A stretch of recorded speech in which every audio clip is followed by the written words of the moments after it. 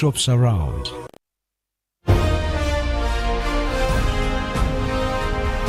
Live from UBC Studios in Kampala. This is Good Morning Uganda.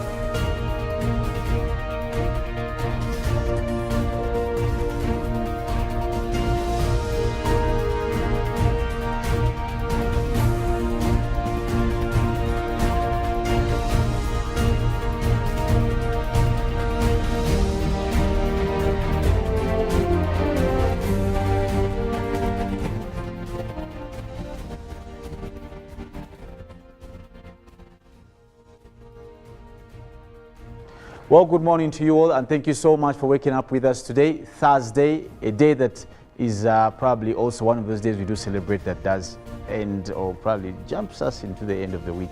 And the expectation for some of you, the party lovers, is that you just have one day in between you and your party. The most common statement nowadays is that to the. So how much are you making out of this? Are you trying to rejoin what you did lose throughout the pandemic lockdown time? But of course, here we do come to you Monday to Friday, and we do come to give you current affairs coupled with very many other aspects of livelihood in Uganda. Now, today being one of those other days, we do call, that is it flashback? Philo is a master of some of these things. Flashback, old school, whatever you call it, is of course we do call reminisce into the things that we used to do those days that probably we can't do now, either because of age, because of change of location, domicile, or probably because you don't even know where our friends are who used to do such things with. I will start with Robert and ask you, Robert, any of the friends you had in primary that you still have today in Nakasero? Good morning, though. Good morning to you, How are Felix. You? I'm very fine. How many friends do you still talk to from Nakasero? About 4. Oh, really? Yes, 4. And, okay. How have you been able to keep such relationships? Well, I would say first and foremost, would I call it destiny or fate? That I was with them in primary and we meet, either we go to the same church, you know, sometimes we have some days where we are related, those are long distance relation. So the things that have played, like missing parts in the puzzle to make us continue having that friendship. I can't count on myself that I followed them from primary. I just end up that maybe in secondary, you join senior one of them is there. You go to A-level, one of them is there. You go to church, you meet, so you continue and you have these memories. But when actually it's not been you working it out from primary that you've been friends. Others, maybe you come from the same vicinity, so when you go to the village, if there's a function. So, yeah. So it has kept us a bit together because of some incidents that merge us together. Wow. Philo, how is your primary boyfriend? If there was one. Well, I Your really... primary crush, okay. Good morning, Felix. I really love... Morning to you. I love the energy that you've started with and these questions. But I had a primary crush indeed, but that was a butler of primary. Honestly, right now, I don't know about his... I really don't know where he is. It was a waste of time. It was a wastage of time. But again, I think it was just a phase that I was born to go through. My friends, though, I don't think I'm still in touch with any of my primary friends. Even secondary, it's just a very small number of people, honestly. So I mean, realities of life came through and everybody just decided to go and concentrate on other things. You must be a hardliner. How could you not? You know, the problem is that with these people, when you have these people in your life, okay, as you grow up, very many other things come to your attention. You have a lot of expectations. You're basically figuring out life, okay? And when you have also expectations from these friends because they want you to give them time and attention, you know, that's too much for me. I know. Yes. And I realized when I got to university that it's hard to make new friends. Like, if they're, like, for example, right now. Yes. If someone is not in your life now, they can just be as a workmate, a colleague, exactly. Like, honestly. Because at this age, starting up a new friendship, by the way, it entails a lot. I'm not in a place where I can give all that, seriously. Surely. But before we go any further, there is this person Felix always talks about, and I want to know where she is. Who's that? His primary crush. Okay. Yes, he's talked about it offset on at Shimoni, where he used to buy even rice and sacrifice the meat. Wow. So Felix, you know, we used to buy rice. Really? We used to buy rice at the fence of UBC. There used to be a katimba. So there's a woman who used to sit this side and used to come with, I think there was 200. Like there used to be rice and sambo meats. So I would go and buy, I buy my 200, I buy one, then I go and share with Lauren. I don't know, she used to be in Bogolobi. Though I've been meeting her several times, several times, but she was really beautiful, my God. But does that make me inhuman? Because I don't remember ever indulging myself in things like that. Honestly, I was What do you that mean child. things like that? I was not that nice. I was not that nice, honestly. Are you now? I try to be nice and kind because that is what you need to survive. I try, but but of course, a lot of memories that we can recount time and time and time again. Even for secondary, well, probably there are many memories because then we had started understanding things very well. Of course, some of us were differently. All of us had different approaches. Do you have any memories of what you used to wear those days? For us, we had, would I call them canvas, and they were called Maradona. When? No, just going down the memory lane. Do you remember any particular thing you used to wear that when it comes to your days now, you look back and you're like, there's a time we had the yellow jeans, Timberland, and every boy then would have that. Apparently, my father used to buy me suits because I used to be in church a lot as a boy, you know. So I never had the chance to dress those. I used to always have, I had those double breast suits. In fact, most of my photos are in those double breast with a bow tie. Because I always were at the altar boy most of the times, and I used to tuck it. But there's one thing I remember one time when I was finishing, I think my confirmation or something.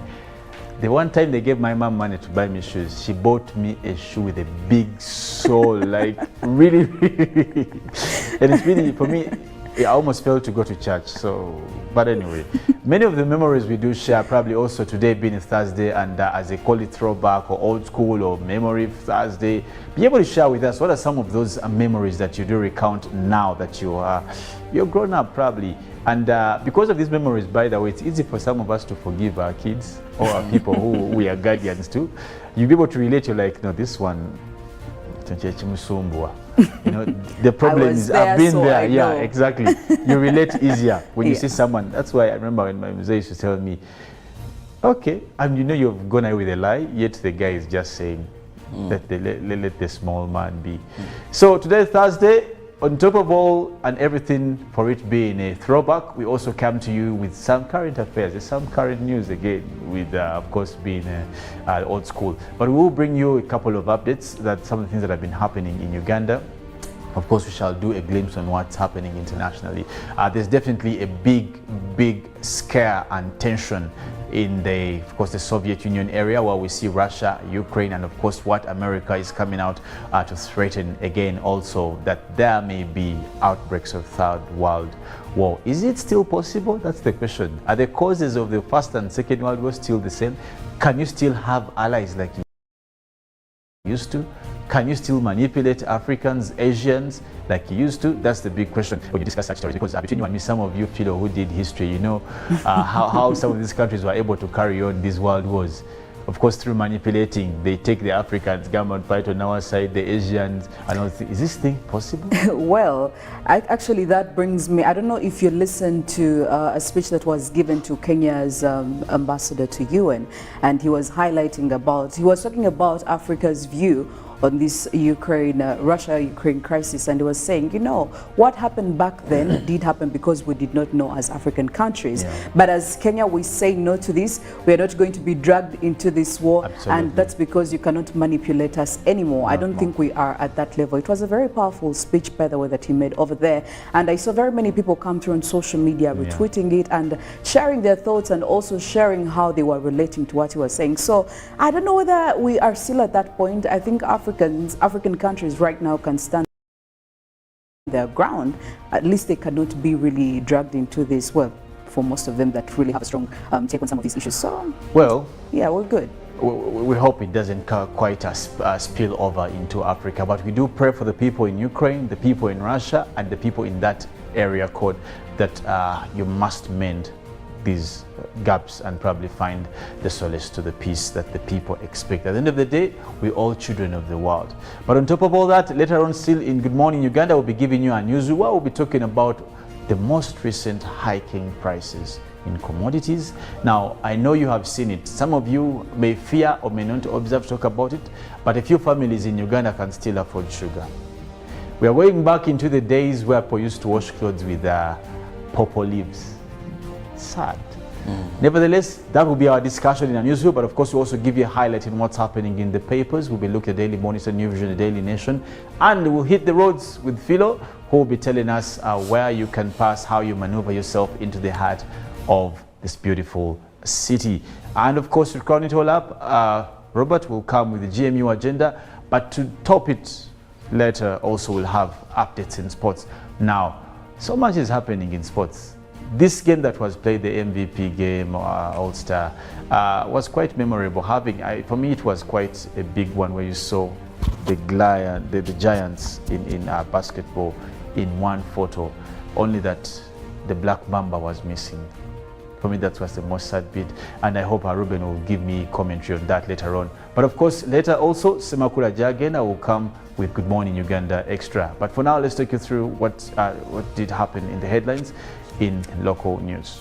And we'll kick it off with His Excellency Kaguta Museveni urging the Ministry of Health to ensure they carry out more sensitization regarding vaccination and how best we can fight COVID-19. President Yoweri Museveni called on the Ministry of Health to provide informed sensitization messages to the public and encourage mass vaccination in the fight against COVID-19 and fully reopened economy. The president also said the message about children aged 12 years and above that are expected to be about 6 million who are eligible for vaccination should be emphasized.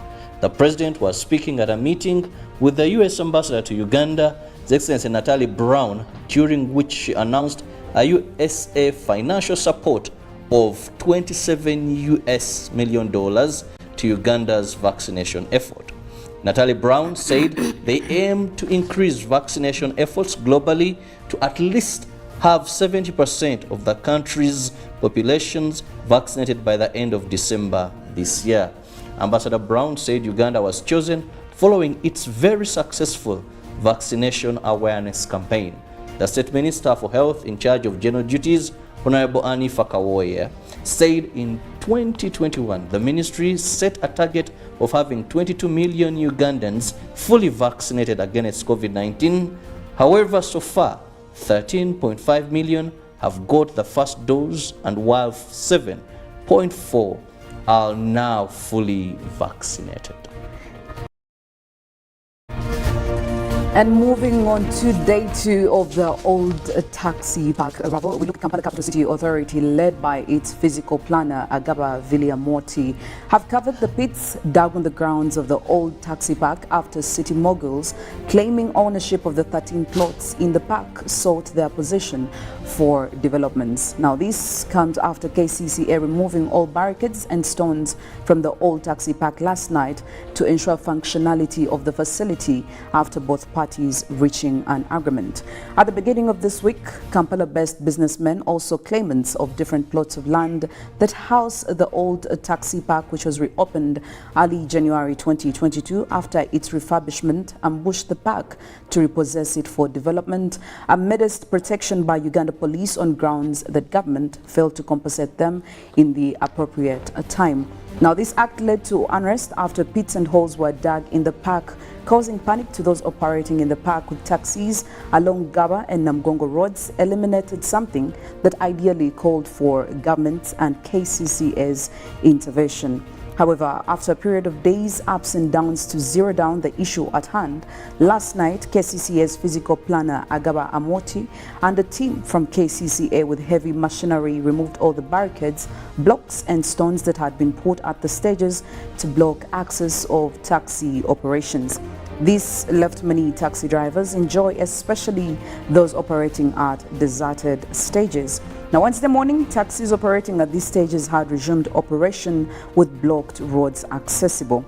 However, despite the drivers' and conductors' jubilations, they flexed muscles with police who deterred them from parking at the restricted stages they guarded on the mercy of the businessmen. Away from the taxi park, we now head to the August House, where Security Minister Major General Jim Muhwezi said the motion of censure against him has no basis and was addressed to the wrong person. Muhwezi, who maintained that the government does not condone torture, said he cannot be personally liable for mistakes committed by individual security personnel. More than 80, mostly opposition MPs, have signed the notice of motion seeking to censure the minister. The Minister for Security also defended the deal for the motor vehicle surveillance system, urging it is aimed at improving security in the country. While appearing before the Parliament Defense and Internal Affairs Committee yesterday, Minister noted that through the system, it will be easy for government to track criminal elements. This project is about monitoring criminal elements. We are not interested in monitoring everybody's movement. Just like the CCTV cameras, they are not interrupting people's privacy, but helping in investigation of tracking criminal elements. It is only when there is a criminal incident that you evoke them to know which vehicle were at the scene of crime, the minister explained. Through Russia company known as MS Joint Stock Company Global Security, the government has embarked on implementing a multi-billion surveillance project through which it intends to install new number plates with unique security features on all government and private vehicles. Remiyaga County Member of Parliament Theodore Sechikubo proposed that government withdraws the contract signed with MS Joint Stock Company Global Security since their country is invading Ukraine. Sanctions have been placed on Russia and its companies. It is therefore fair to spare our time and resources by withdrawing the contract from the Russian company to avoid breaching international protocols, said Sechikubo. And still on the local scenes, looking at the plight of the street children. Now, Kampala city authorities will commence the evacuation of street children as another measure to have an organized city. Hudu Hussein, the Kampala resident city commissioner, has said that several proposals are being discussed with the Ministry of Gender and that operation will take place in a month's time. The street child problem has been an increasing concern over the past decade. Estimates on the number of street children are difficult. However, it is thought to be between 2,000 to 10,000 in Kampala alone. These children have left home for a number of different reasons, usually related to poverty, mistreatment or parental death.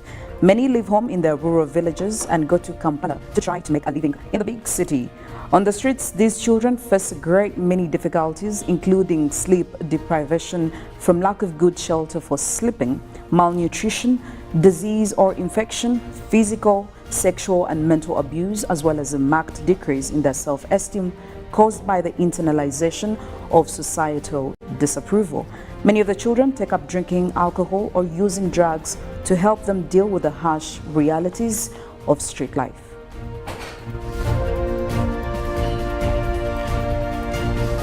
Cross into international stories, and our first story, where we see Ukraine conflict and President Zelensky warns Russia, we will defend ourselves.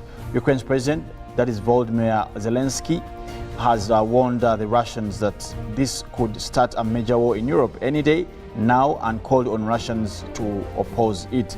Now, in a late night address, he said he had unsuccessfully sought talks with Russian President Vladimir Putin. I initiated a telephone call with the president of the Russian Federation. Results silence, Mr. Zelensky said. Now, he said Russia had almost 200,000 troops and thousands of combat vehicles on Ukraine borders and switching from Ukrainian into Russian. Now, Mr. Zelensky made an emotional appeal to Russians to reject an attack, saying they were being lied to about Ukraine. Now, who can stop the war? People. These people are among you, I am sure, he said. Ukraine leaders said his country was ready for a Russian attack, vowing if they try to take our country, our freedom, our lives, the lives of our children, we will be defending ourselves. Now, still about international stories, outrage as India actor arrested for tweets on hijab row judge. Now, police action comes a week after Kuma, a US citizen, questioned in Twitter post whether Justice Krishna, that is Dixit, has the clarity required to oversee the hijab row case after previously making disturbing comments in a rape case.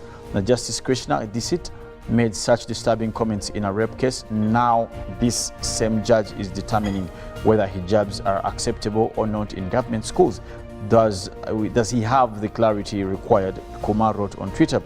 Now, Kumar's tweet from about 2 years ago referred to Dixit granting pre-arrest bail to the accused rapist after claiming that the woman's statement was a bit difficult to believe. The explanation offered by her that after the perpetration of the act, she was tired and fell asleep in an unbecoming of an Indian woman. The judge said in 2020, he added that it was not the way our women react when they are ravished. Kumar's wife Mega conducted a Facebook Live on Tuesday evening after his arrest and said no one informed the family about the arrest or the reason. The Hindustan Times did also report about the same. Now into Africa, Tunisia blocks film starring Gal Gadot over Israel robe. Now, Tunisia has withdrawn from cinemas a new film starring the Israeli actress Gal Gadot, a decision that had been taken following the protests of the activists who say Gadot served in an Israeli army and supports Israel's occupation of Palestinian territories, the Culture Ministry also said. Now, the film, a new adaptation of the murder mystery Death of the Nile by the British author Agatha Christie, has already been banned in Kuwait and Lebanon. Tunisia, which hosts some of the major festivals to celebrate Arab and international films, also banned the 2017 film Wonder Woman, which featured Gal Gadot in the lead role. Hilarious. People are not putting their guards down for purposes of religion, culture, and probably what they do believe in. But of course, talking about what we believe in, Robert has something to share with you as what he believes does actually has magic health-wise for you. Talk about the word magic. This even goes beyond that, because you can know where to get it, how much it only takes. Just 1,500, you get any of these bottles, either the tamarind or you get Hallelujah Jinga tea. And I want to be very honest with you. What is important is your life. No matter what is going on, you must have a strong body. Your immune system is what you need to fight off a number of diseases. And talk about anything, these two will greatly boost your immune system. Wherever I go, I carry one. Robert simply is saying you'll never walk alone. with hallelujah. That's Ginger very tea and convenient. hallelujah tamarind drink. But of course, Roblox Thursday is here. We'll take you back in time with a song for the day. But when we come back, myself, Robert, and Philo will be taking you through the newsreel itself. But of course, before that, we want to take you through also our poll question. Well, we expect you guys to be a part of our discussion. Share with us your sayings, your opinions, and your true thoughts about this particular question we put to you. Now, the concerns over the skyrocketing prices for commodity products in Uganda have actually been on a rise, and we see complaints coming in from two parties, the business people and the consumers. So this morning, we want to find out from you, how can government respond to the escalating prices for household commodities? And yes, you can give us the response on Twitter. The hashtag is UBCGMU. And as always, you can send us a text message or a WhatsApp message. The number is 0709 602 592. As we go on with Good Morning Uganda, we'll be able to share some of your feedback. Well, of course, as we do come back in our next, probably top of the hour, that is at the hour of 7, we want to take you through our song for the day. Enjoy it. Be able to pick some memories out of this particular song that we did select. Let's take a break, have a song for the day. We'll be coming back for the newsreel. Good morning.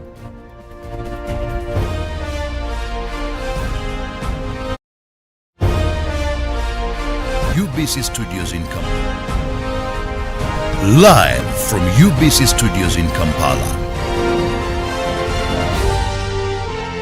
This is Good Morning Uganda.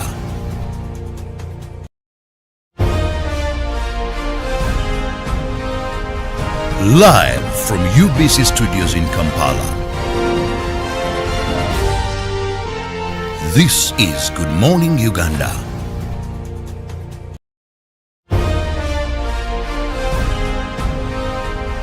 Live from UBC Studios in Kampala. This is Good Morning Uganda.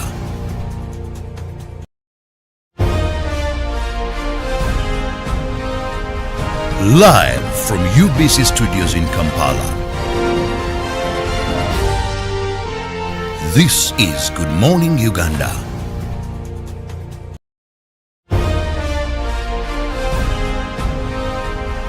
Live from UBC Studios in Kampala. This is Good Morning Uganda.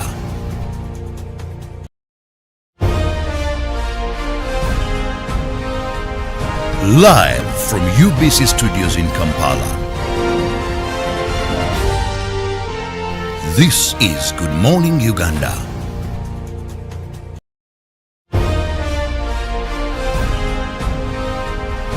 Live from UBC Studios in Kampala. This is Good Morning Uganda.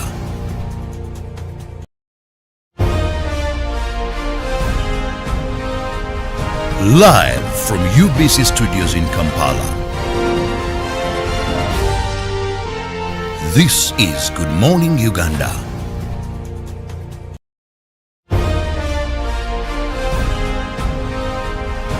Live from UBC Studios in Kampala. This is Good Morning Uganda.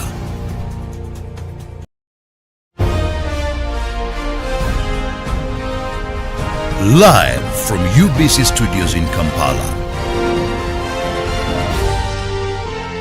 This is Good Morning Uganda.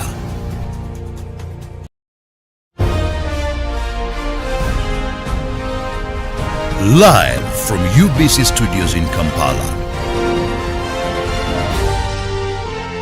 This is Good Morning Uganda.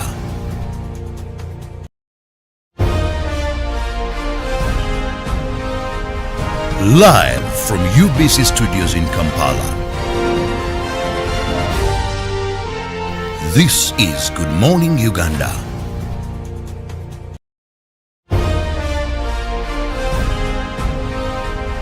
Live from UBC Studios in Kampala. This is Good Morning Uganda.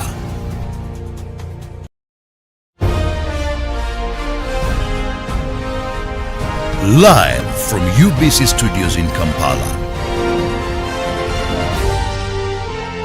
This is Good Morning Uganda.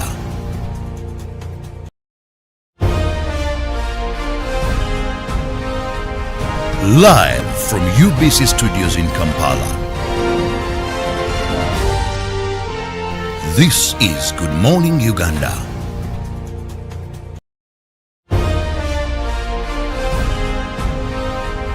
Live from UBC Studios in Kampala. This is Good Morning Uganda.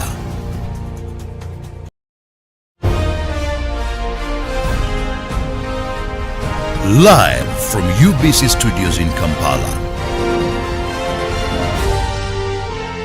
This is Good Morning Uganda.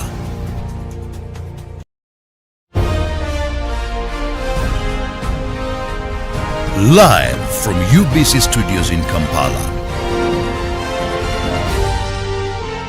This is Good Morning Uganda.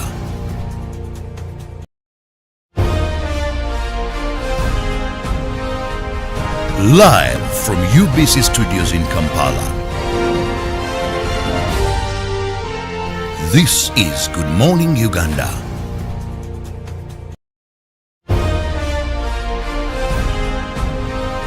Non-violent school where children feel safe and respected.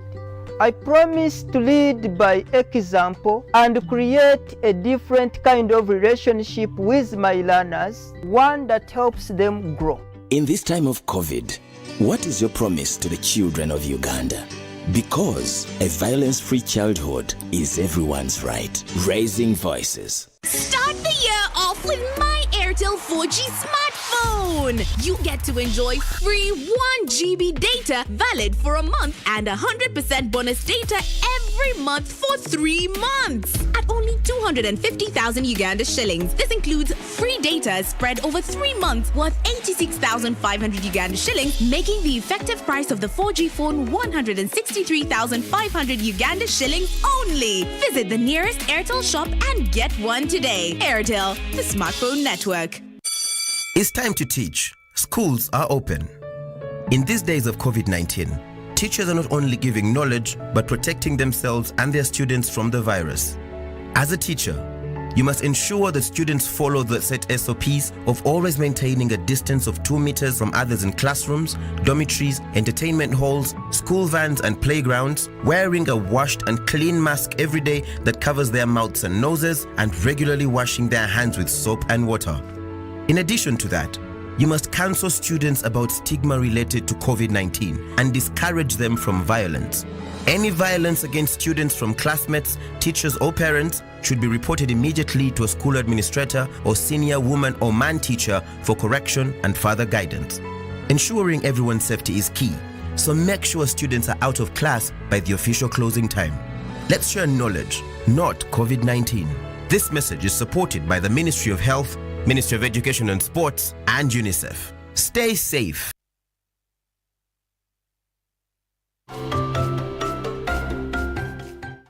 In March 2018, Total Energies launched the Welders Training and Certification Program aimed at improving the employability of Ugandans from the Albertine region and East African crude oil pipeline areas. GIZ E4D project is working with Total Energies, where we are targeting to train at the end of it 350 welders, and we're expected to train more. I see myself working maybe in the oil and gas industry, being an international certified welder. Of course, I'll have acquired the skills. I'm a lady, but doing something which is generally perceived to be for men. It makes you actually feel special. It makes you feel wow. I am ready to support the oil and gas sector by being a quality welder. I thank you, Total, and I thank the government of Uganda. Total Energies EP Uganda is committed to the empowerment of Ugandans to take an active part in the overall development of the oil project in Uganda.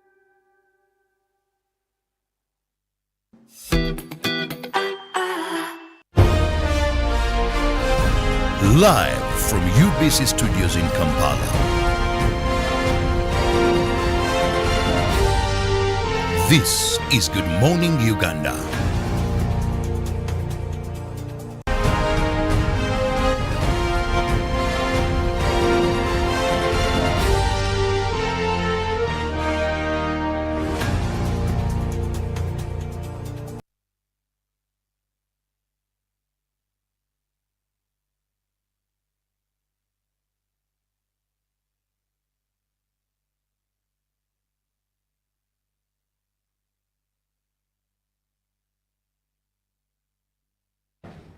If you want to start your day an informed person, knowing what is going to shape the affairs of the day, then look no anywhere else except UBC TV. And this is a morning show, Good Morning Uganda, every weekday from 6:30.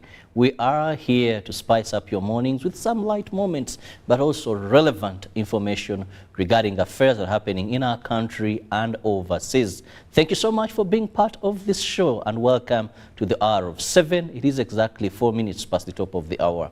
Now, this is a time when we look at our newsreel segment where we pick a particular story that is of national interest, concerns everybody, and we discuss it.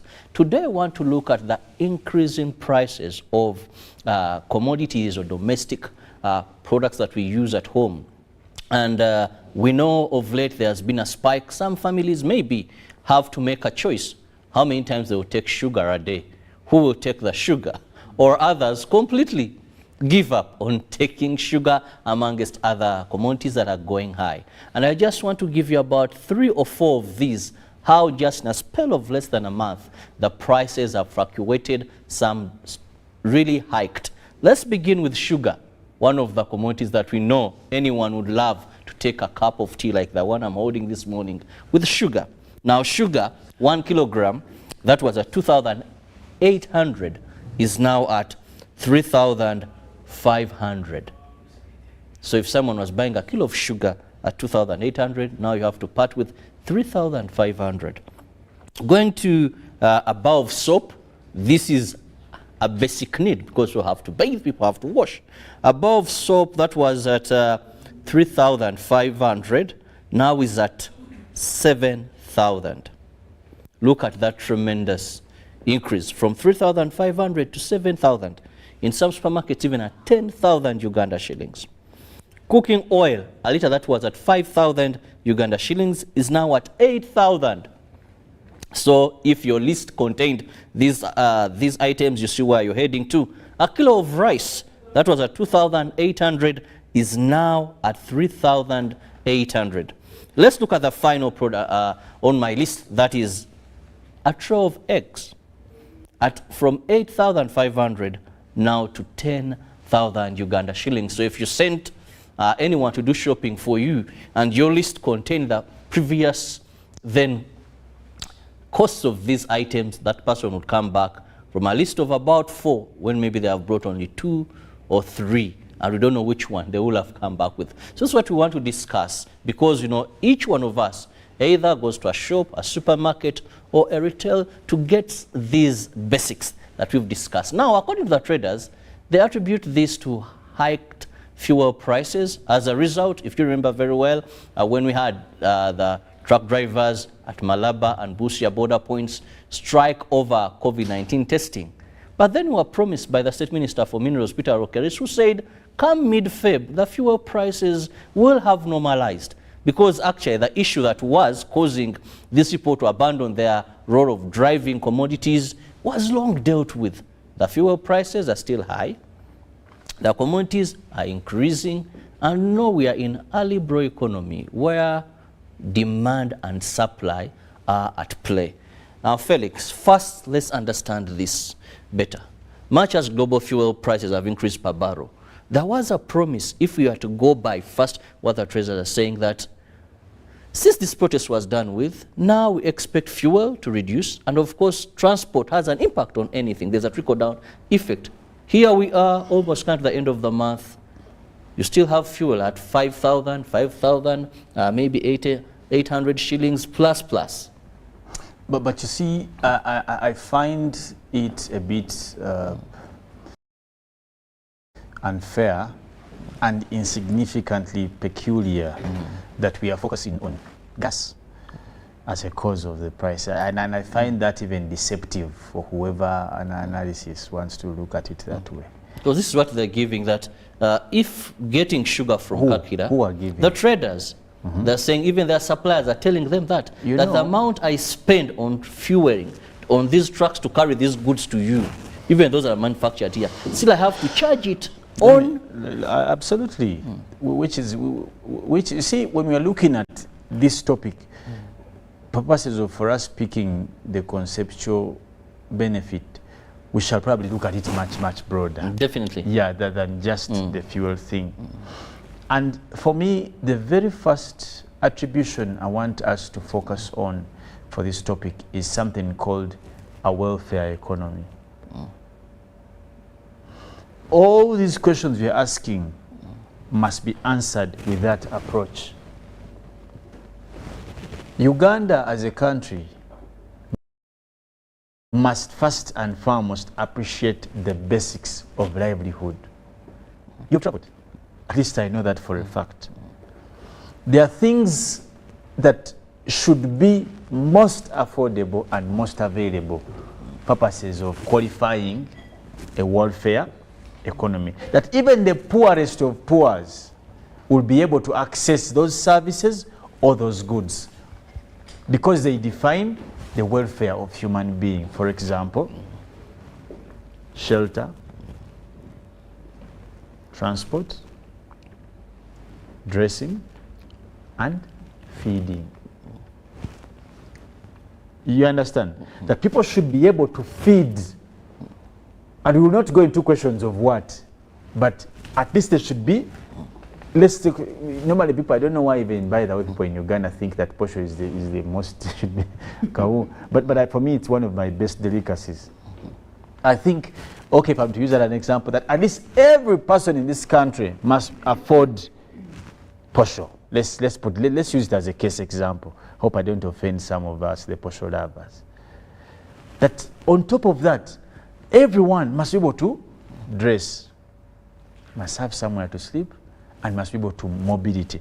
That is how we answer welfare approach to the economy. Now, that's why I'm saying to you that this is not well planned out. Because if you're trying to put everything on fuel, and even this is being unfair, it is not normal. The problem is that we had gotten used to an abnormality. It is still not normal that a kilo of posho is 2,500. Whether it has increased from that because of fuel, but even previously it wasn't normal. Because on a spectrum of economic trial, tell me, how many people in Uganda live below the poverty line who don't earn $1 a day? How many are they? Now, if a kilo of posho costs about $1, it means there's a great number of people who are not going to be able to have a meal. And you're just using that as a case study. On a trajectory, say, of the lowest cost of clothes, someone to dress a shirt and a skirt, or a blouse and whatever, a trouser, let's say, and a shirt, someone can spend how much? Maybe 5,000. Is it true? Is it? Isn't it? You can get a skirt, a trouser. I don't know why. That's why I'm asking. Is it possible? But anyway, let's put at 10, maybe okay, 7,000. Let's say 10,000. 10,000, 15,000. A 30 Nempali. 50 is another class. 15. 10,000, 10,000, yeah, on average. Now, the good thing about that is that that's not an everyday good. Probably it can take you through. So that can fairly be catered for. There's affordability in terms of this. Sugar, that you can do away with. There are other substitutes to that. For us, we used to eat sugarcane and water. So, no bisekula ne mufumbira. Absolutely, you know. Wabanga ne squari guru. Ruben knows these things. A man from Buiko, they do a lot of waita kadoma. Used to be kadoma. There's a word they used to call it. He'll tell us. But all those karodo, yes. All those, we won't talk about sugar. Sugar may seem as a luxury. Soap? Now soap. Because that one works directly into health welfare. Because if you can't guarantee sanitation, you know the repercussions. Now, you come to issues of mobility. Kirabo is working in a company where they pay maybe 3,000 shillings a full day. How can he get there? Mobility means security. How efficient and effectively can they move? We won't go into the luxuries of taxi, border, no. Let's talk about foot, being a foot soldier for that matter. You get it? Then let's go to shelter. Well, you have 40% of our population walks to work. Which is a good thing, and that wouldn't be a problem. We won't even complain. But let's talk about shelter. Now it brings you back to the land questions, settlement, what? Now, in my opinion, those are the major things that government must sit down and find answers to, away from these fuel things. That, because between you and me, you know that at least over 60% of our population is still living in poverty. Can they afford food? That is what they call a welfare economy. Felix, talk about a welfare economy. It is really very good, like you've explained. But when we look at globally, the economies now, when we had capitalism, we are moving more over. Some countries have mixed economies, but once we had capitalism, there it took its course. Now we come to Uganda. We decided, let it be a liberal economy. That let's leave forces of demand and supply in the hands of the private sector. Let them see how they work this best.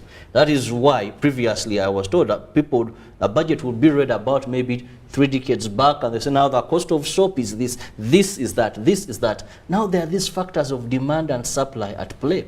That if I have my own company, I manufacture my soap, like maybe Mukwano factories, they manufacture a variety of these. It is up to me to determine my price. It's up to me to determine, depending on other factors. If I'm bringing maybe boxes of soap and I have people that deliver, and previously I've been using some amount of money, now it all goes back to the final consumer. So where the world is moving with these global economic different systems, do you think a welfare economy is still, it is possible to be realized? Maybe, Philo, if I put this to you. Well, it can actually be realized, honestly, but it's going to take us some time, because you realize that our economy somehow has to be influenced by what is happening in other economies. Uganda as a country has partnerships with several other countries, okay? We do have countries that bring in their commodities, they export their commodities to us. Definitely, if their costs of productions are really high back at home, of course, if they have to, export them into the country, that means those taxes are also going to be high. And eventually the consumer down here in Uganda is going to incur the cost, right from the supplier who gets these commodities, and when they take them to these wholesale shops and then they take them to the retailers, all the way till the final consumer. You will feel that pinch, and I think that is what is happening right now. Uganda is a landlocked country. We import products from our neighboring countries, Kenya and other countries, that come through to bring their products here, because we are a market to several of these products. What actually just disturbs me is that some of these domestic products, okay, they are actually domestic products. We cannot live without them. We use them on a day-to-day. Now, somebody would actually ask, why wouldn't we produce these commodities? Why wouldn't we produce these commodities on our own? So if we still have that kind of setting where we have to consume products, domestic commodities and products that are imported, somehow we shall be influenced. And it's going to take us some time to realize what you did talk about, that welfare economy.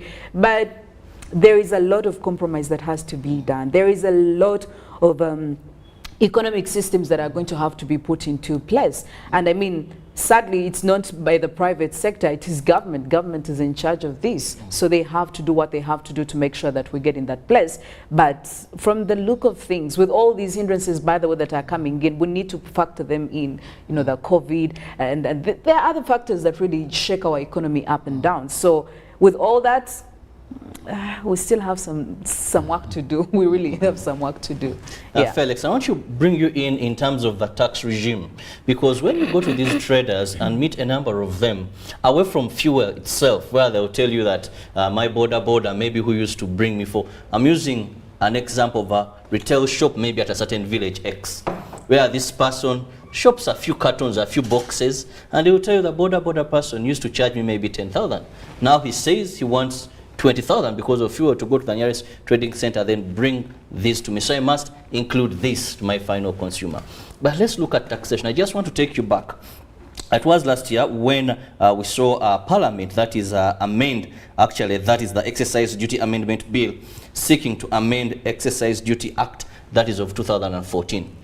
A case in point is, let's begin with fuel, where the tax on petrol was increased from 1,200, that is per litre, to 1,350 per litre, and that of diesel from 880 shillings to 1,030, reflecting that is a markup of about 150 per litre on either items. When we go to like brew tier, juices, so what is the impact of this taxation? Many traders will tell you, we want to maybe sell these less, but we are really doing all it takes to ensure we pay the taxes to continue working levied on these goods. And for them, that burden cannot go to them. Absolutely. The burden goes back to the final consumer. Absolutely. I'll say this, when a country or any sort of institution or governance, it does take recognition in the aspectual existence or the need for a country to have an economic welfare approach system, it will look into the most major aspects that can cause that to happen. And that will then determine how they will tax specific sectors. For example, you look at things like power, which is almost a primary in production of some of the household goods. How do you tax it? How do you charge it to make some of these goods? For example, in as much as you talk about industrialization, why would you give the same cost of power to, let's say, an cooking oil making industry vis-a-vis maybe cigarette making industry? You understand? That is how we inform ourselves on tax regimes, that you can't tax them the same way. They can't be paying the same cost. That this is a tobacco. Yes, exactly. All of them are industries. We can look at them at that level. But even when we go, that is what we are doing. Actually, even when His Excellency was speaking, he said no. Power going to these industrial parks, going to these factories should be at least, but not specializing. But that's, now that's what I'm saying, that we should go deeper. Not a blanket saying industrial parks, but let's look at what are they producing.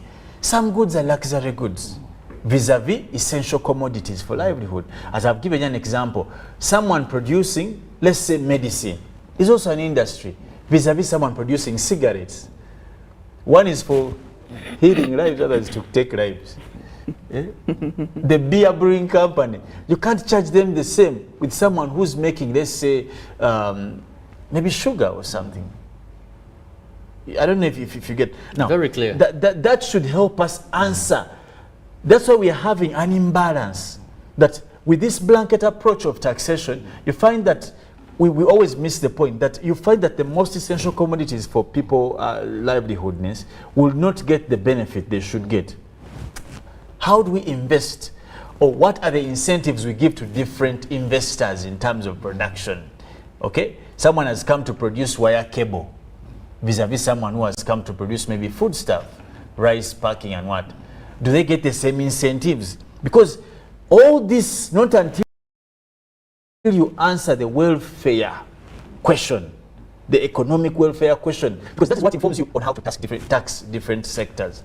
Because you look at some things as essential. If you want to answer the issue of mobility, transport, that will bring to question, how do you tax fuel?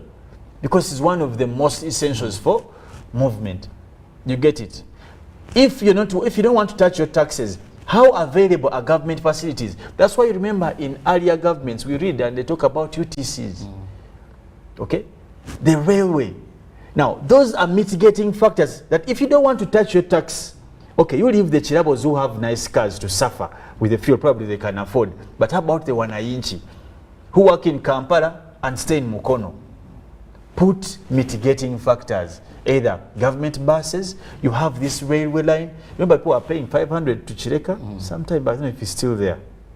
But those are some of the incentives we put to mitigate the high taxes. That if you don't want to touch your taxes, put in some other circumstantial aids around these things. For example, talking about food, okay, you leave the macaroni, the beef, the what to the rich, but make sure there's a standard affordable price for the most available kind of food. Which is so far so good in Uganda. Food is not so expensive. Because in Uganda is where you can get a bunch of matoke at 7,000. And I think a family can live on that probably for a week or even more. So far, we are not, in terms of food, we are not so bad. unless you want the luxury up, which by the time you go there, you can. Talk about the production of things like clothes. His Excellency has been most time encouraging local production, which is a good thing. But tell you what, locally produced goods are more expensive than imported goods. Yeah. Isn't that a shock? And Philo, this brings me to, when I was trying to look, there is something that came to my mind. We've always encouraged local production. Yes. And when I was looking at most of these commodities that even I've mentioned here, if you're to look at, for example, sugar. Uganda, we may even be having now surplus. Yes. In terms of sugar. Actually, the president one time advised these companies to go into medical sugar that's using syrups and all that, saying that we have so much. It is manufactured and here. it's not a necessity. Go to soap. Go to soap. Soap is manufactured here. Yes. I may not mention companies, but we all know. Move to cooking oil, still here in Uganda. Go to rice. We have so much, but the problem is the rice for here. Affordability. Affordability. One would prefer getting imported rice, which is a bit more expensive, sometimes more cheaper than that is manufactured here. And yet some of us can't have a meal without rice. That would be food. Because you can afford. Food, no, even when you go to restaurants or hotels, food without rice is not food. For a man in Kabong, this man is talking of rice. No, I'm that just is saying, something that children enjoy, yourself, enjoy on Christmas and at Walide Kumuchere.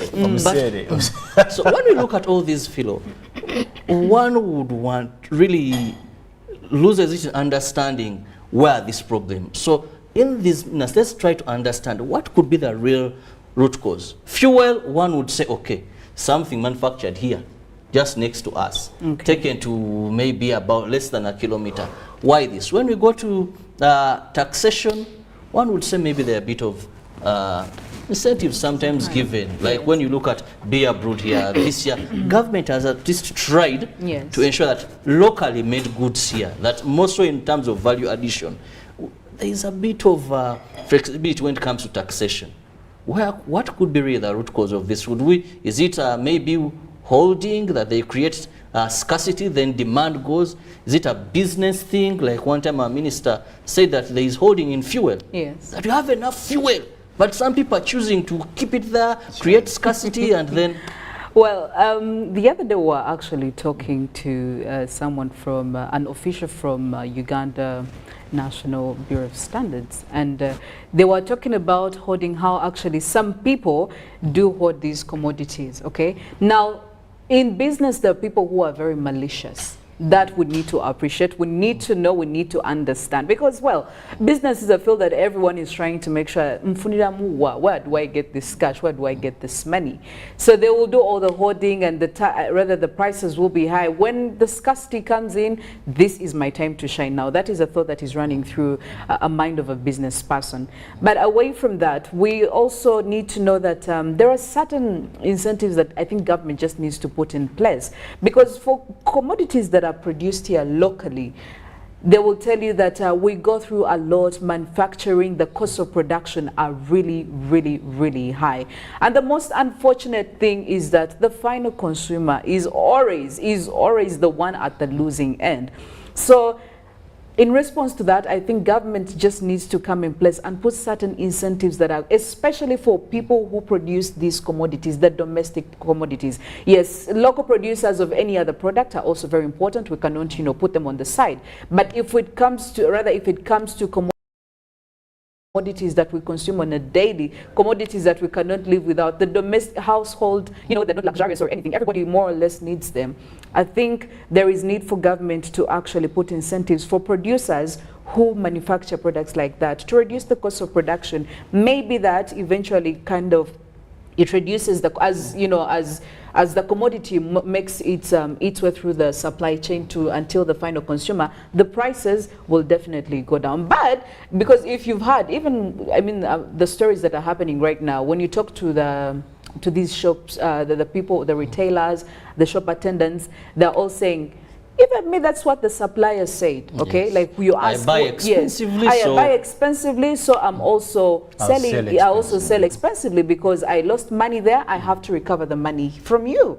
But I mean, if government goes down all the way from the manufacturers, give them incentives to make sure the cost of production are low. Probably make these taxes a little bit fair, especially for the local products. That way, you find that the price that they sell these commodities at to the probably wholesaler will also differ from when the cost of production were high from the manufacturer. So it still goes all the way down. But again, that starts from the point of manufacturing. And that's where the government really has Felix, to come in. finally, we've seen incidents where government has given tax incentives, has come up, even cut tax levied on certain goods.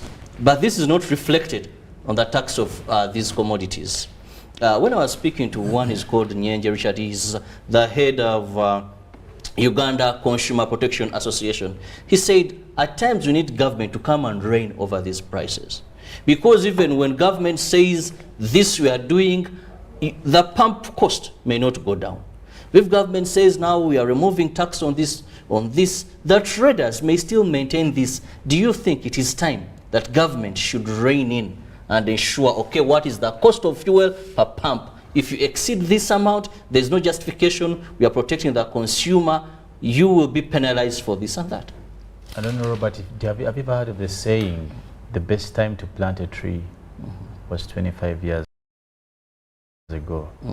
The government is late in acting. And the reason why we have this discussion, because they're late. They should have acted as early as yesterday. People, citizens, must be most happy in their country. Everyone should be willing to stay in their country or to return. But people can't be willing to run away because of prices. It means there's a problem. You understand? Everyone should be proud. Happy, waffy, like just like in homes, Robert. Your son in he's most happy at your place. Daddy, mommy, but you can't be here crying. And people go as far as Kenya to buy some things. You get it? Because it's cheaper there. Some people now will to stay in other countries because life is most affordable in those countries. That is very unfair. To answer your question, government must be fair enough and find other ways of earning away from these whole humongous taxes. Governments have various ways of earning money. So we must focus on building a welfare economy. For me, that's what I stand for, where people can afford the basics of life at the lowest. We shall cater for the rich guys, but let's cater for the wananchi, the poor people. Let's put some standards. Food, transport, shelter, and clothing are key aspects of livelihood. There is what a human body wants and what they need. What they need should be easily and readily available. What they want, that we can live. But as government, let's prioritize ensuring what the people in this country need to live is accessible, is available, is affordable. We'll return and we'll be looking at what is trending in the print media. Keep it with us.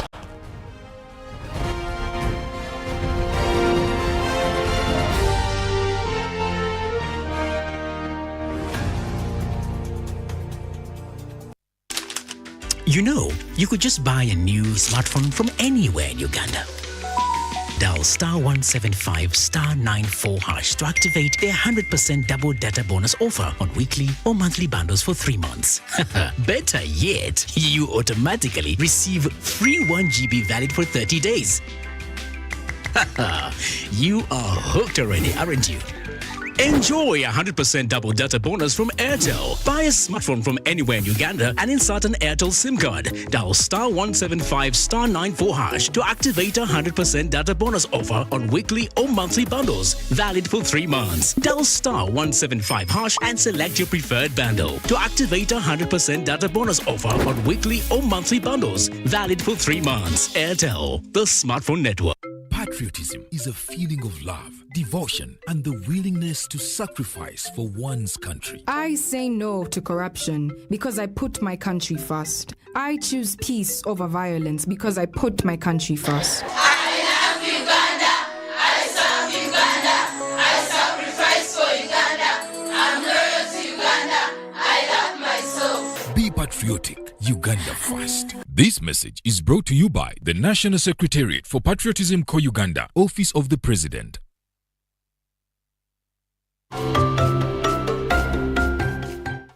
In March 2018, Total Energies launched the Welders Training and Certification Program aimed at improving the employability of Ugandans from the Albertine region and East African crude oil pipeline areas. GIZ E4D project is working with Total Energies, where we are targeting to train at the end of it 350 welders, and we're expected to train more. I see myself working maybe in the oil and gas industry, being an international certified welder. Of course, I'll have acquired the skills. I'm a lady, but doing something which is generally perceived to be for men. It makes you actually feel special. It makes you feel wow. I am ready to support the oil and gas sector by being a quality welder. I thank you, Total, and I thank the government of Uganda. Total Energies EP Uganda is committed to the empowerment of Ugandans to take an active part in the overall development of the oil project in Uganda.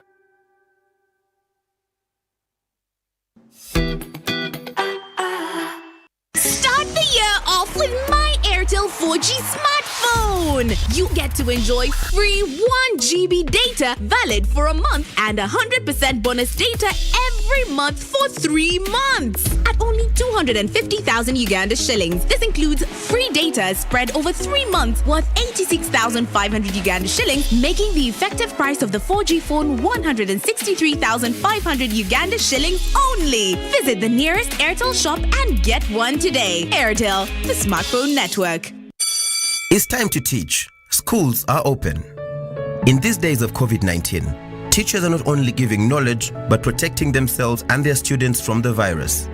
As a teacher, you must ensure that students follow the set SOPs of always maintaining a distance of 2 meters from others in classrooms, dormitories, entertainment halls, school vans and playgrounds, wearing a washed and clean mask every day that covers their mouths and noses, and regularly washing their hands with soap and water. In addition to that, you must counsel students about stigma related to COVID-19 and discourage them from violence. Any violence against students from classmates, teachers or parents should be reported immediately to a school administrator or senior woman or man teacher for correction and further guidance. Ensuring everyone's safety is key, so make sure students are out of class by the official closing time. Let's share knowledge, not COVID-19. This message is supported by the Ministry of Health, Ministry of Education and Sports, and UNICEF. Stay safe. Raising voices. I feel happy when my mother spends time with me. I hope all mothers will like my mother. I want my mother to reach out to all mothers. She knows how important it is to be a good mother. I promise to help my mother inspire other mothers to change. In this time of COVID, what is your promise to the children of Uganda? Because a violence-free childhood is everyone's right. Raising voices. Live from Now Avenue in UBC Studios. This is Good Morning Uganda.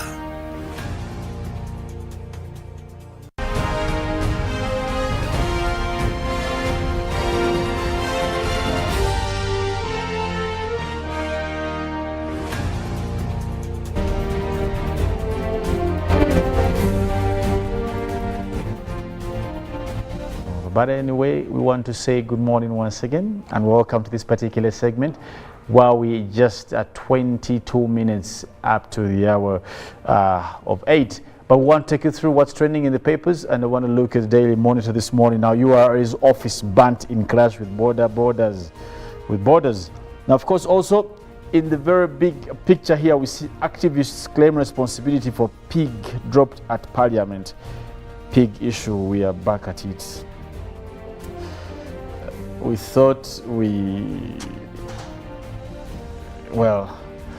anyway, KCC here to compensate all taxi park landlords, and US injects at least 94 billion in Uganda's COVID fight, and head teacher in hot soup for selling school desks. Deske. So in DM today, I proposed on the same sofa I had at university, but also parish model opens cracks among leaders.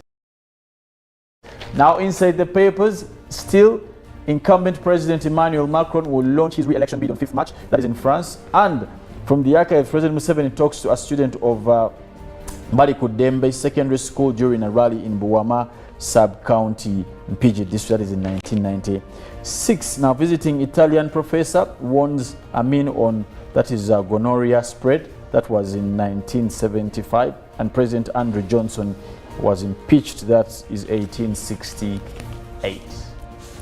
And looking at the New Vision this morning, we look at the report backs overhaul of Administrator General Office, and Bamgemerere team makes raft of reform proposals. And looking at NSSF midterm cash ready in 10 days. I'm pretty sure this information makes very many people happy.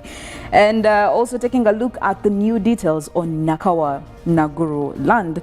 And also in this big picture here, we see President Yoweri Kaguta Museveni sharing a light moment with the U.S. Ambassador to Uganda, Natalie Brown, shortly after their meeting at State House. And of course, this is concerning how USA committed about 170 billion Ugandan shillings towards Uganda's vaccination efforts. And onto the second page of New Vision, take advantage of financing facilities to fund agribusiness. We also have a COVID tracker right there, and also today in history. Citizenship bill becomes law, and we also look at how Kwame Nkrumah was overthrown. Now still into that is the Daily Monitor. Before we get into the sports, there's something quite piqued my eye here, which I'll come to you, Philo, a bit later. But into sports, that is Olympians GoPro. That is for those who will be doing games there now. Aguero reveals he will be with Argentina squad. And European boxing title defense, Dillian White has signed a contract to fight. That is a WBC heavyweight championship. Tyson Fury, with the later confirming the fight for Wembley 23rd April.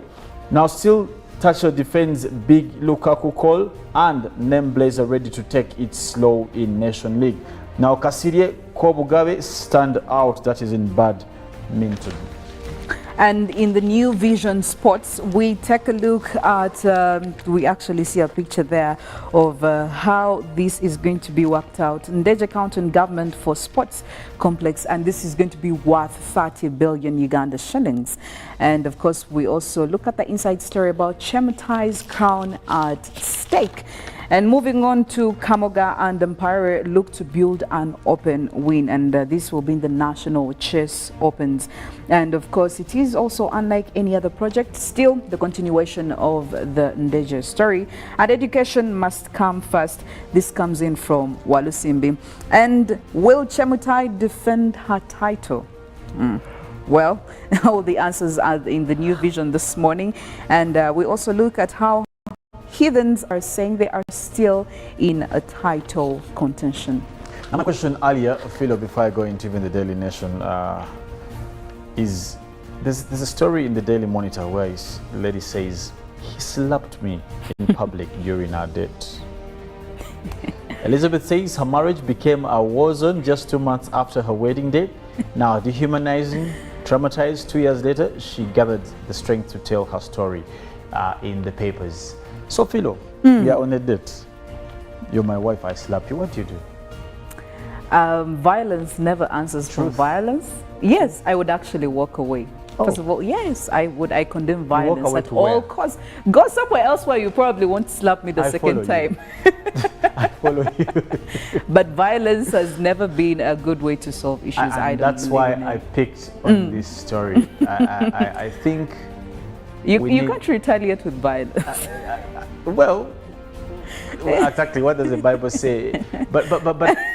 No. Okay, no. You cannot bring the Bible in this, Felix. But here's the thing, and this I want to say to most of the colleagues who want to get married. I think and as I think I was talking to Philo yesterday about the same thing, that we need to know the vows we are making vows towards. Now, the definition of love is all this. These are the things we vow to. Being slapped and slapping? Those are the vows you make to. No. I'm being honest. No. And that's where it all starts. And it's for both parties, the gentleman and the lady. Yes. What are you vowing to? Did you So vow? do I have to be very, very specific at the start when I'm making these vows? That's the thing. But why would you beat someone, honestly? Yeah. It doesn't make sense. Has someone ever pinched you?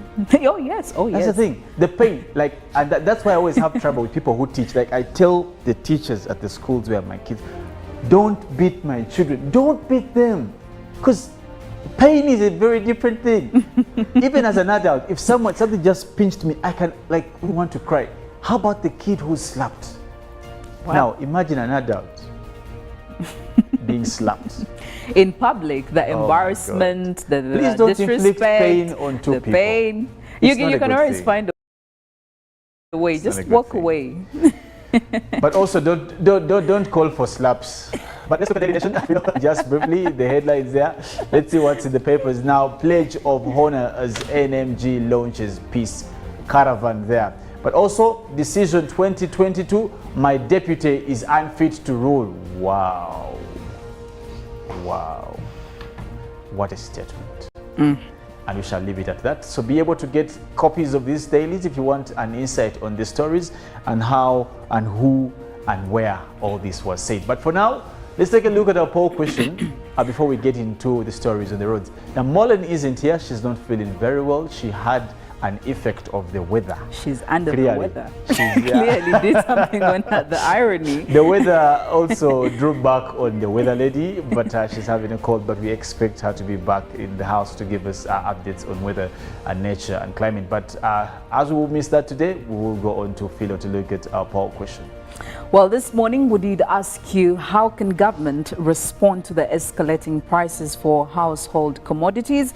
The hashtag is UBCGMU and the number is 0709602592. Please do share with us some of your thoughts on how government can actually intervene and make sure that the prices are stabilized, or at least they are not shaking the economy up and the consumers up.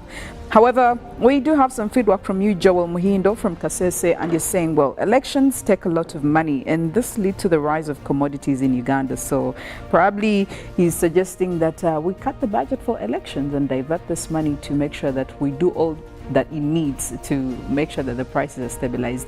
Well, keep the feedback coming in. Of course, as Good Morning Uganda goes on, we will be sharing with you some of these information that we get from you.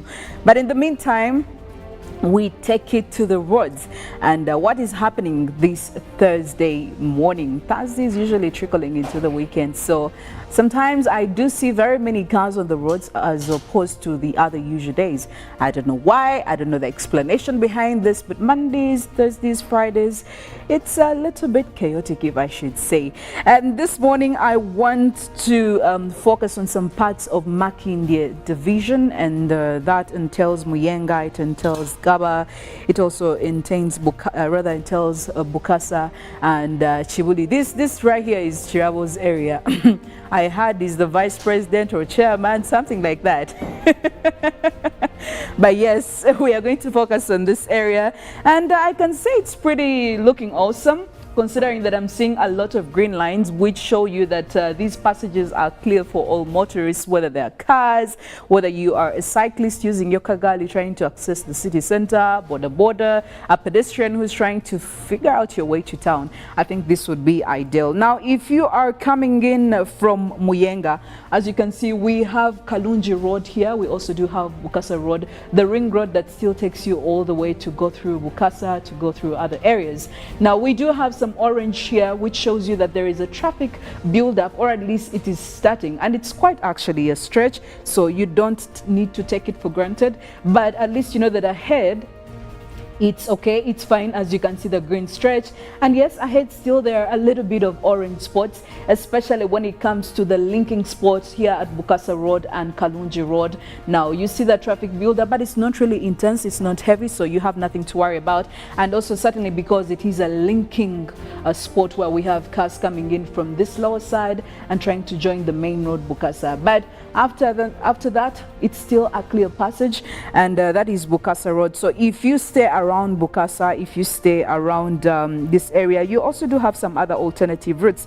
We do have Senfuka Road, as you can see there. We have Chironde Road. We have Ocholo Closia. So all these will eventually take you to the main road, which is Bokassa, and it's also a very good start for you to make sure that you get to the city center. But away from that, if you decide to use the other road as opposed to Bokassa, and you want to use a Tanki Road, well, it is a very, very clear route all the way from this side. You can see, apart from the traffic build up here, and you go all the way till this linking spot here in Chitabia, it is fine. This whole stretch is a very, very clear road, so I don't want to think that there will be any delays for you to get to your workplace, just in case you're trying to do that this early morning. Now, of course, the stretch still takes you all the way to Tanki Road over here, and you can still continue all the way. As you can see, the green stretch goes, so it's a good alternative for you. But also don't forget that we have Barnabas Road there that is connecting from Bokassa Road and also Tanki Road. Of course, there are a bit of orange spots there, traffic build-ups like always. Shortcuts usually have that, but it's nothing for you to worry about. Now, getting back to Bokassa Road is actually a very good idea for you to use, because it still takes you all the way to Namwongo. Namwongo is actually manageable, so you have nothing to worry about, apart from a few spots here again, like where these roads connect. As you can see, some orange here, some red there, but it's still fine. So this area is a bit cleared for this traffic. Now, when you go all the way from Namwongo Road, of course, it will connect you to several spots here. We have the 6th Street. Now, around the 6th Street, as you can see, there is a roundabout here, and because we have very many other cars that are coming in, we do have some intensified traffic areas here. There is a bit of maroon here, there is a bit of red here, so I want to think that it's a little bit chaotic there, and also maybe because it is joining you to one of the main roads. And of course, from there, from 6th Street, you get to join Station Road. Station Road is an alternative, you know, that you can use to dodge all the stretch from the roundabout around Ministry of Internal Affairs all the way. You can use that as an alternative because it's never crowded, at least on several days. However, you could decide to ignore this Station Road and still connect straight to the main road, which is of course Kampala Jinja Road, and eventually connects you to Kampala Road. Now, getting to the main road, as usual, because there are very many cars that are a little bit crazy on the road. It's still crazy. As you can see, we do have some orange spots here. We do have some green spots, some green stretches. So yes, it shouldn't worry you a lot. Anyway, but if you're coming in from Yusuf Lule Road, as you can see here, the road is crazy. We do have some traffic updates, rather some orange spots here, which show you that the traffic buildup is also crazy there. But it stretches all the way till the roundabout and to this spot where you join Ginger Road. However, like I always say, as opposed to you using the main road, you could decide to take a detour off, and Nile Avenue is a very good improvisation for you in that case. Nile Avenue is always free, and as you can see from here, it proves it. The green stretches all the way till you find yourself around Speak Road. Now, this is always a very good alternative for you, and it takes you all the way to Shimoni Road and till the square one, which is City Square. But again, still, the reason why I always tell you to avoid this main road is this. You see the orange stretch, the build is really intense. We do have some red zones there. We do have some maroon zones there from Lumo Street, because all these roads are pouring you into the main road, which is Kampala Road. Of course, that is when you are getting to the city center. So yes, if you're coming in from Makinde, if you're coming in from Gaba, if you're coming in from Kansanga, you're coming in from Yenga, I should say that in the city outskirts, it's a little bit good for you to get on the road right now. But when you approach the city center, you need to expect the most when it comes to the traffic buildup. But also, just to give you a tip, a road tip this morning. It's very, very important for you to, make sure that you take your cars for servicing.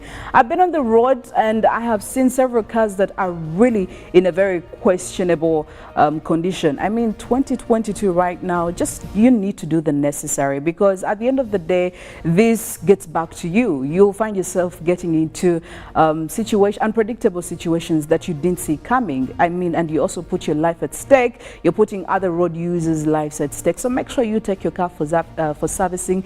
Do what you have to do. And again, you don't really want to find yourself in scuffles with the traffic police in the morning, in the evening. You're retiring from work and you just want to go home and rest. So just do what you must do to make sure that you're fine and you're in a proper state to be using Ugandan roads. At the end of the day, it is your health that comes first, and it is your life also that has to come first, and then also other people come in. You don't want to be a victim of this. Well, getting into, we sadly don't have climate updates or the weather forecast, but at least one thing I can tell you is that the Uganda Meteorological Authority did come out to inform Ugandans and also pass a warning and also tell them that March is actually going to be characterized with quite some heavy rainfalls. Now, you know what that means to you as a farmer, but also you as a person who is highly affected by this rain. If you're a farmer, maybe this is about the time that you start planning to make sure that you get that garden ready. If you're into agriculture, I mean, agriculture is our backbone as Uganda, so you really need to be ready. But also you need to brace yourselves, because these rains are going to be heavy, and we clearly know some of the effects that come in because of these heavy rains. We do have floods, of course, we have businesses also being distracted. Even traffic itself is usually a victim when it comes to these heavy rainfalls. We have seen that on most days when it rains here in Kampala and even other city outskirts, the traffic becomes really crazy. So you need to brace yourself. You need to be ready. And also there are some things that come to our health, the cough, the flu. All this you need to put into consideration and make sure that you are ready when March comes. The warning was out there and they said it's going to be intense. The rains are going to be heavy and they may actually be consistent. And we can already see that in Feb. The last days of Feb, we are seeing the rains coming in for like 2 or 3 days consistently. So that should give you a teaser, or we can call it a trailer, if you please. Well, that's it from the traffic updates this morning, but we'll be having GMU agenda in the next hour, of course, with Robert Kirabo. And later on, we'll also be having Ruben, who will be coming in with some of the sports highlights. And later on from 9 till 10, we'll be having Jagenda Ziksoka, of course, with Good Morning Uganda Extra. All this you can catch on.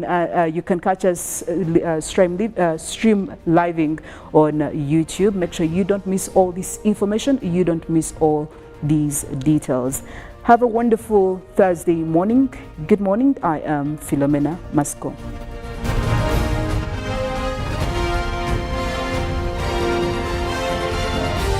This is Good Morning Uganda.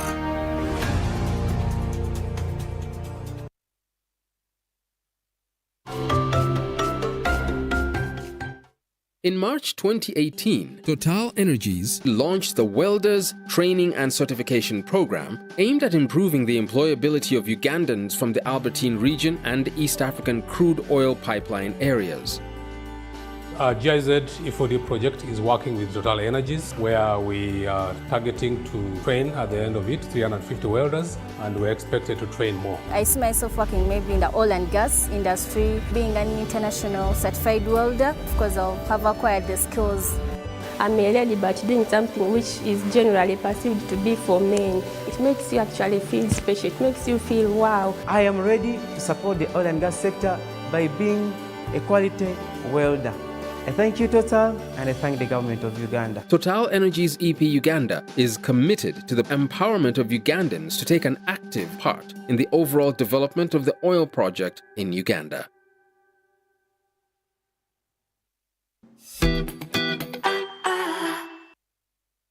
When you talk about our motherland Uganda, the Pearl of Africa, you cannot fail to smile because of the smile that fills the faces of the citizens. Our nice good weather and nature that sustains us all, that enables us all to continue each in their own way, because we are all different even according to each individual's work. But what joins us to become one person is the sweetness from the flavored drink Alleluia Ginger Tea drink and Alleluia Tamarind drink. The flavor that quenches your thirst while at the same time treating and healing your body because it is 100% natural. Enjoy the drink that has got the tamarind juice in it. Made by Alleluia Reflexology, Healthy Solutions and Nutritional Research Center Limited. Get yourself a bottle of Alleluia from all shops around. Patriotism is a feeling of love, devotion, and the willingness to sacrifice for one's country. I say no to corruption because I put my country first. I choose peace over violence because I put my country first. I love Uganda. I serve Uganda. I sacrifice for Uganda. I'm loyal to Uganda. I love myself. Be patriotic. Uganda first. This message is brought to you by the National Secretariat for Patriotism Uganda, Office of the President.